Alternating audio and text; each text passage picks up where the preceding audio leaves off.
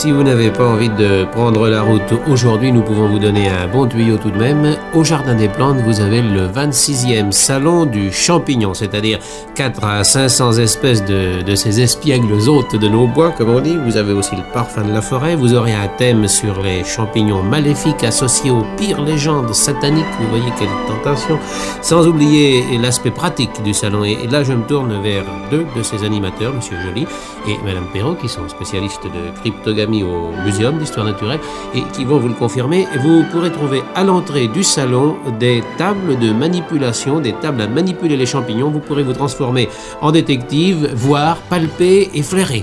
Oui, et ça c'est une chose indispensable parce qu'un champignon se détermine non seulement à son aspect, mais à son toucher, à son odeur éventuellement. Il faut que les visiteurs puissent les manipuler. Toute personne peut apporter sa récolte, elle sera examinée et on lui dira naturellement le nom et toutes les informations qu'elle désirera. Il y a beaucoup de visiteurs qui vous apportent des champignons pendant la durée du salon? Ça dépasse la centaine. Des amateurs qui amènent leur récolte de la veille ou de la journée, qui souvent, une fois qu'on leur a déterminé les champignons, nous laissent les espèces non comestibles. En général, ils repartent avec les bons. Nous partons un petit peu discuter avec nos amis de province. Nous avons les tables à manipuler de Tours avec Michel Lepron, je crois. Oui, en effet, Roger Lamy, nous sommes là. Nous avons les tables à manipuler de Pau avec notre ami Roger Péloquin. Oui, bonjour Roger Lamy. Et bonjour. Nous avons les tables à manipuler de Perpignan.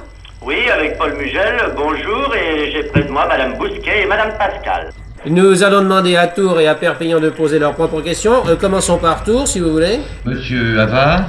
Je voudrais savoir, n'est-ce pas, pourquoi on trouve de moins en moins de mousserons dans notre région. Oh, je ne pense pas que les mousserons disparaissent. Enfin, cette année, il y en a normalement dans la région parisienne. Ce que je pense, c'est qu'il y a des conditions climatiques locales qui, cette année, font qu'il y a moins de mousserons en Touraine. On est très fort à Perpignan sur les champignons. Est-ce qu'on a d'autres questions à poser?